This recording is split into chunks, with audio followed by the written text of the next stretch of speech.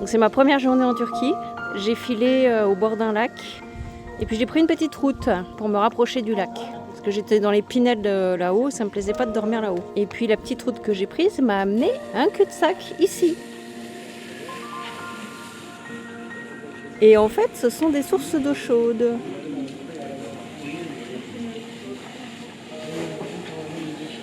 Je pense que les gens viennent ici plusieurs jours, les Turcs, pour faire probablement des cures, parce que j'ai l'impression qu'il y en a qui sont installés, qui sont pas là que pour 1 ou 2 journées.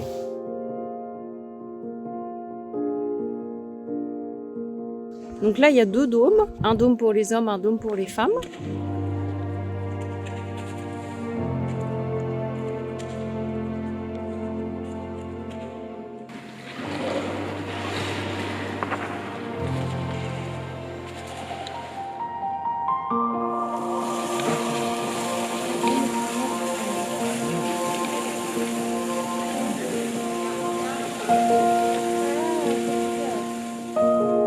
Bon là, je commence à être un peu sèche.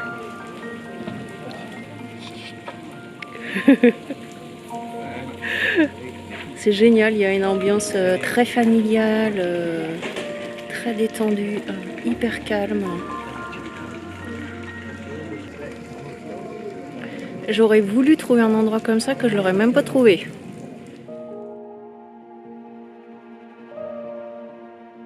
Alors je suis à Delan, enfin je suis de l'autre côté de la rive de Delan qui est beaucoup plus jolie et surtout beaucoup plus tranquille parce que Delan c'est hyper touristique et c'est bruyant.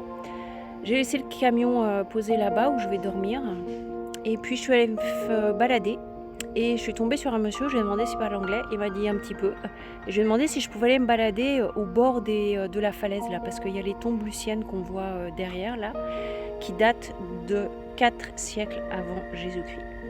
Il m'a dit que c'était interdit pour les étrangers, mais que lui, il faisait partie de la police du district ici il y a 25 ans et que pour lui c'était autorisé. Et il m'a proposé de m'y emmener. Donc j'ai rendez-vous demain à 10h avec lui. Come, you don't afraid. No. Waouh. Ce voyage est complètement dingue. Il m'arrive que des trucs comme ça, hein, où j'arrive par hasard, où je demande par hasard à quelqu'un et c'est juste la bonne personne qu'il me faut et j'arrive juste au bon endroit. Donc rendez-vous demain matin à 10h.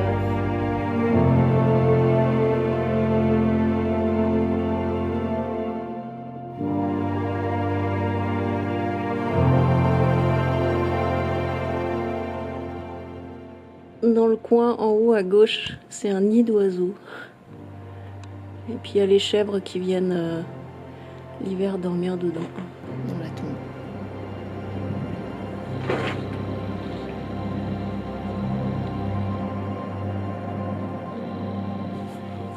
I think that what? Ah oui, il y avait peut-être une colonne ici. Donc ici probablement une personne, une tombe. Ici une deuxième personne. Là où on a une troisième. This. Et là une quatrième. Mais il s'est passé, c'était la place pour une personne pour autre chose.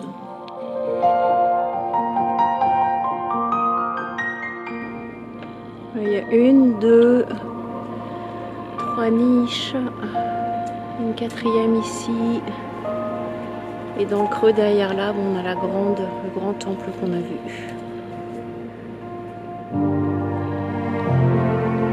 Et ça surplombe la montagne.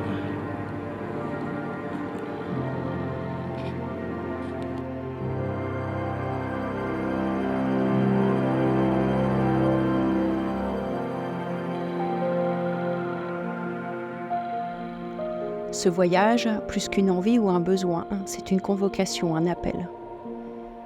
Je rêve au meilleur, je ne m'attends à rien et je suis prête à tout. Enfin, c'est ce que je croyais, être prête à tout. Car chaque journée est généreuse, exigeante, renversante, bouleversante et complètement magique.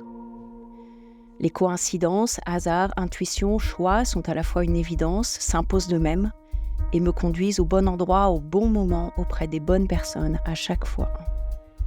J'ai l'impression que c'est une succession de rendez-vous, comme l'a d'ailleurs été l'orchestration de mon départ. En partant, j'ai posé ces intentions. l'intention d'avoir du temps de qualité, du temps de contemplation, de vide, du temps de silence, d'écoute, du temps de rien. Et que ce temps, s'il doit être plein, qu'il soit plein de beauté, d'émerveillement, de reliance, plein de résilience, de gratitude, de vivant et de vie dans toutes ses dimensions.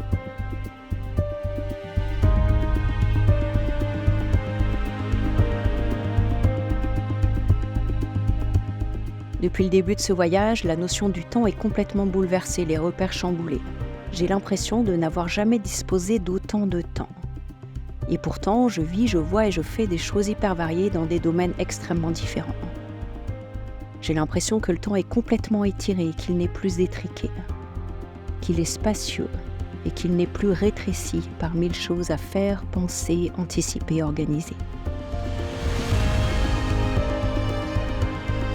Chaque journée passe tranquillement, fluidement, et en même temps, chaque instant est intense, dense, très dense.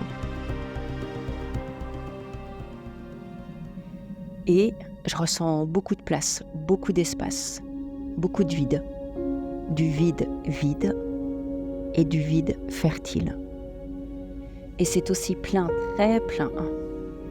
Et du plein tellement nourrissant, riche, sensible, subtil. Du plein substantiel, essentiel.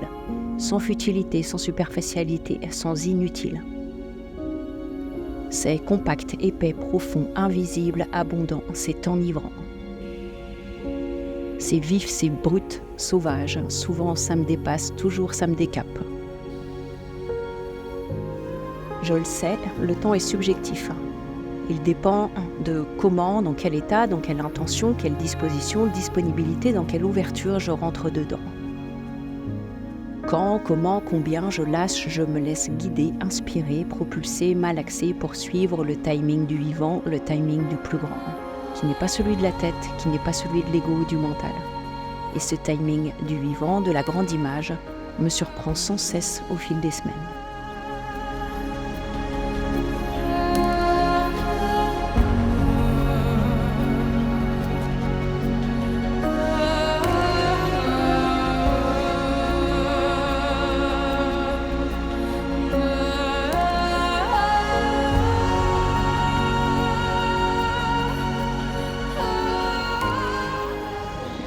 Bon, ce matin, je travaillais, j'avais des visios, donc je suis partie un peu tard de l'endroit où j'étais. Et puis, je me suis arrêtée dans la ville à 50-60 km parce que je voulais manger un bout dans une petite cantine.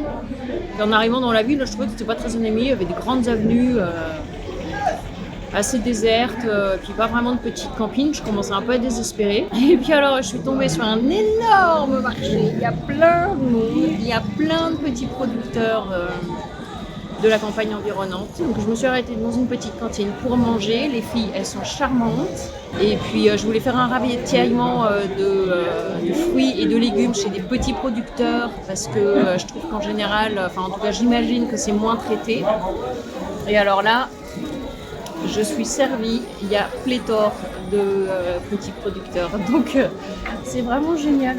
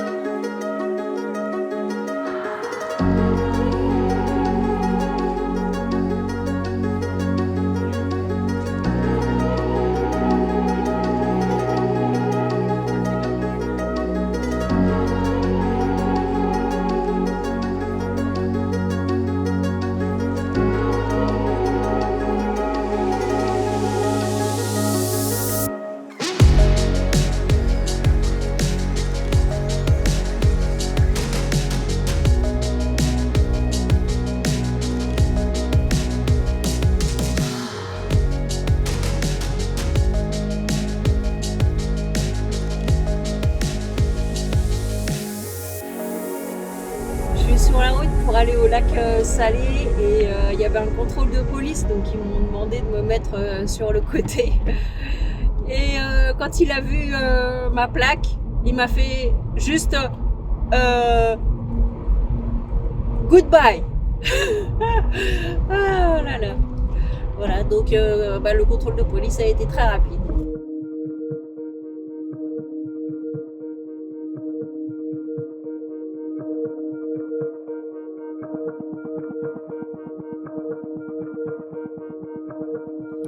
Je suis sur le site de Sagrestos, c'est magnifique et au fil de ma déambulation, j'arrive sur des vestiges absolument splendides.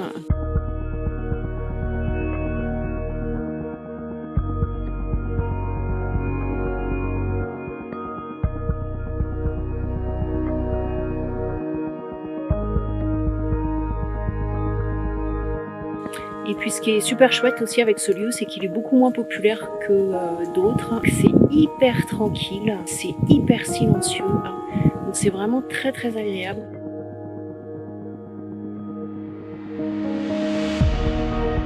Ce site est incroyable, il me surprend, il offre des points de vue absolument magnifiques. Le site a été très endommagé par un tremblement de terre et on voit bien ici les dégâts. Bon, je crois que j'arrive sur la fin de la visite, je ne sais pas combien de temps j'y ai passé, mais mon estomac me dit que j'ai dû y passer longtemps et qu'il doit être super tard. Hier soir, je me suis dit, je sais pas si ça vaut le coup que j'y aille. Eh bien, j'ai bien fait de venir. Et l'orage est en train d'arriver. Je me suis fait une salade en charmante compagnie. Et puis il y a un petit endroit où je suis un petit peu abritée pour manger. La charmante compagnie se tape la cruste.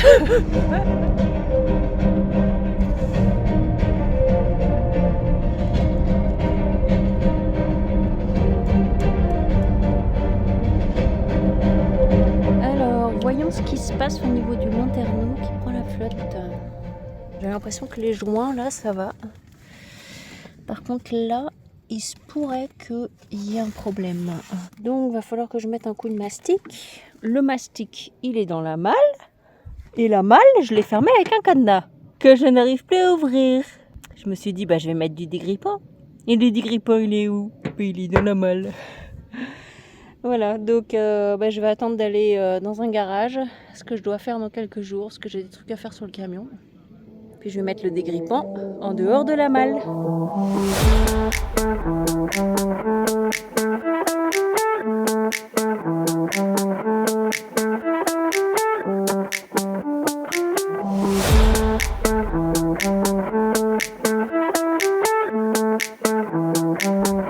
Le télétravail nomade, flexible et adaptable partout.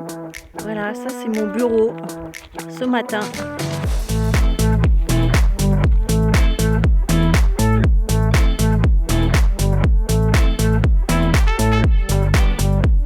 Je suis aux alentours d'Antalya. Je suis en train de chercher de l'eau. Je me sens un peu lessivée, j'ai l'impression d'être passée dans la machine à laver. Je remarque que quand je passe dans des paysages hyper variés et dans des climats très différents, du soleil, de la pluie, de la grêle, du vent, et là j'arrive, il fait hyper beau, c'est grand soleil, donc je me sens un peu étourdie. Donc là l'objectif c'est de trouver de l'eau parce que je n'ai plus d'eau, donc je ne peux pas aller en montagne ou en forêt là pour 2 ou 3 jours. Ah, il y a de l'eau là. Alors, il y a des gens qui sont là à pique-niquer. Et il y a un robinet. Pouvoir faire la totale du plein. Les jerrycans, les bouteilles, le conteneur, tout. Allez, c'est parti. Bon, alors, niveau débit, on a vu mieux. Niveau cadre, on a vu mieux aussi. Il y a l'autoroute qui passe juste à côté. Mais par contre, ce qui est bien, c'est que je peux m'arrêter tranquillement parce que vous voyez le bazar que c'est pour faire remplir mon container. Il faut que j'enlève tout, donc je peux pas faire ça n'importe où. J'avais vu d'autres points d'eau, mais où le débit était vraiment trop petit, ou alors c'était sur le bord de la route et je pouvais pas du tout m'arrêter. Donc là, c'est pas mal. Presque fini.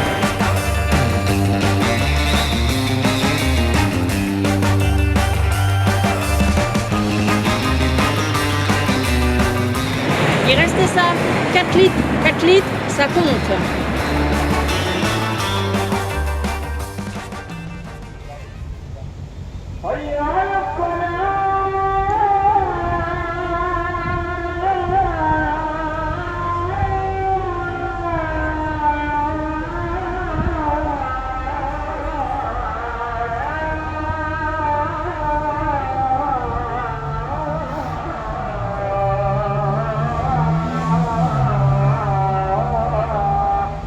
Je vous dis, moi, c'est pratique pour faire du yoga.